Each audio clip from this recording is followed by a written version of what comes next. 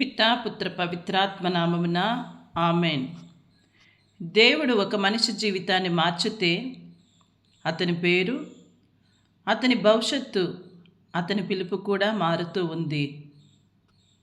అదే మరి ఈరోజు మనం చూడబోయేటువంటి గొప్ప వ్యక్తి అబ్రహాము. అబ్రహాము అనే పేరు హీబ్రూ భాషలో అనేక జనములకు తండ్రి అని అర్థము. మొదట అతని పేరు అబ్రాము అంటే గొప్ప తండ్రి. కానీ దేవుడు అతని నిబంధన కుదుర్చుకున్నప్పుడు అతని పేరును అబ్రహాముగా మార్చారు. మరి ఈరోజు మనం అబ్రహాములో ఉన్నటువంటి జీవన శైలిని గురించి కొంచెము ధ్యానించుదాము. మొదటిది విశ్వాస జీవితం, 2 విధేయత జీవితం, 3 ప్రార్థన జీవితం, 4 యాత్రికుని జీవితం.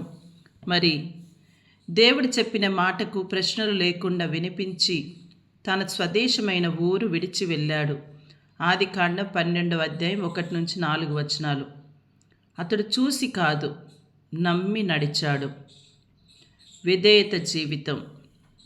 విధేయత జీవితం అంటే తన ఏకైక కుమారుడైన ఇస్సాకును బలిగా అర్పించమని దేవుడు చెప్పినప్పుడు ఆదికాండం 22వ అధ్యాయము అతన్ని కన్నీళ్లు పెట్టుకున్నా కానీ దేవుని మాటకు విధేయుడయ్యాడు. 3 ప్రార్థనా జీవితం. సొదొము కోసం మధ్యవర్తిగా ప్రార్థించాడు. ఆదికాండం 18వ అధ్యాయం. తన కోసమే కాదు, ఇతరుల కోసం ప్రార్థించే హృదయం అతనిది. మరి 4వ అంశము యాత్రికుని జీవితం. అతడు గుడారులలో నివసించాడు. ఇది మనకు చెబుతూ ఉంది, ఈ లోకం శాశ్వతం కాదు, మన గమ్యం దేవుని రాజ్యం. మరి బైబిలులో అబ్రహాము కథ ప్రాముఖ్యతను గురించి ధ్యానించుదాము. అతడు విశ్వాసపు తండ్రిగా పిలువబడ్డాడు. దేవుడు అతనితో చేసిన నిబంధన ద్వారా ఇశ్రాయేలు జనము ఏర్పడింది. అతని సంతానంలో నుంచే రక్షకుడైన యేసుక్రీస్తు జన్మించారు. అందుకే అబ్రహాము కథ ఒక కుటుంబ కథ కాదు, అది రక్షణ చరిత్ర ప్రారంభం. మరి లెంటి కాలానికి అనుసంధానమైనటువంటి కొన్ని అంశములు విడిచిపెట్టటము. తపస్కాలంలో మన పాపాలను, చెడు అలవాట్లను విడిచిపెడతాము. అబ్రహాము తన దేశం, బంధువులు, సౌకర్యాలు విడిచాడు. 2వది త్యాగం. తపస్కాలం త్యాగానికి పిలుపు. అబ్రహాము తన ప్రియమైన కుమారుడినే దేవునికి అర్పించడానికి సిద్ధమయ్యాడు. 3వది నమ్మకం. తపస్కాలంలో మనం చీకటి మధ్య వెలుగును నమ్మాలి. అబ్రహాము వృద్ధాప్యంలో కూడా దేవుని వాగ్దానాన్ని నమ్మాడు. మరి మన జీవితానికి ఏమైనా సందేశం అందిస్తూ ఉందంటే, అబ్రహాములాగా మనం కూడా దేవుని స్వరాన్ని వింటూ ఉన్నామా? మన సౌకర్యాలను వదిలి దేవుని మార్గంలో నడుస్తూ ఉన్నామా? తపస్కాలంలో మన హృదయం బలిపీఠం అవుతూ ఉందా? మరి అబ్రహామును ఆశీర్వదించినట్లు మన విశ్వాసాన్ని కూడా ఆయన ఫలప్రదం చేస్తారు.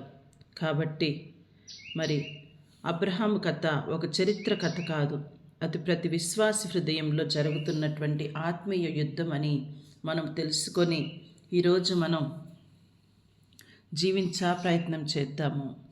దేవుడు అబ్రహామును పిలిచినప్పుడు అతడు చెప్పిన మొదటి మాట, నీ దేశమును విడిచి నేను చూపు దేశమునికి వెళ్ళుము. ఆదికాండం 12వ అధ్యాయం 1వ వచనము. అబ్రహాము దేవుని అడగలేదు, ఎక్కడికి, ఎప్పుడు చేరుతాను, ఎవరుంటారు నా వెంట. అతను అడిగింది ఒక్కటే, ప్రభు నీవు ఉన్నావా? తపస్కాలంలో దేవుడు మన హృదయాన్ని పిలుస్తూ ఉన్నారు. పాపం విడిచి నా కోసం నడువు అని అంటూ ఉన్నారు. మరి 2వ అంశం ఆలస్యమైన వాగ్దానం. దేవుడు సంతానం ఇస్తానని వాగ్దానం చేశాడు, కానీ సంవత్సరాలు గడిచాయి, వయసు పెరిగింది, ఆశ తగ్గింది. అయినా అబ్రహాం విశ్వాసం తగ్గలేదు. మరి తపస్కాలంలో కూడా మనం దేవుడు ఆలస్యం చేయవచ్చు కానీ విస్మరించడు. దేవుడు పరీక్షిస్తాడు కానీ విడిచిపెట్టాడు. మరి 3వ అంశము మోరియా పర్వతము, తపస్కాలం యొక్క గుండె. మరి ఆదికాండం 22వ అధ్యాయంలో మోరియా పర్వతం మీద అబ్రహాము తన కుమారుని బలి చేయటానికి తీసుకెళ్ళాడు.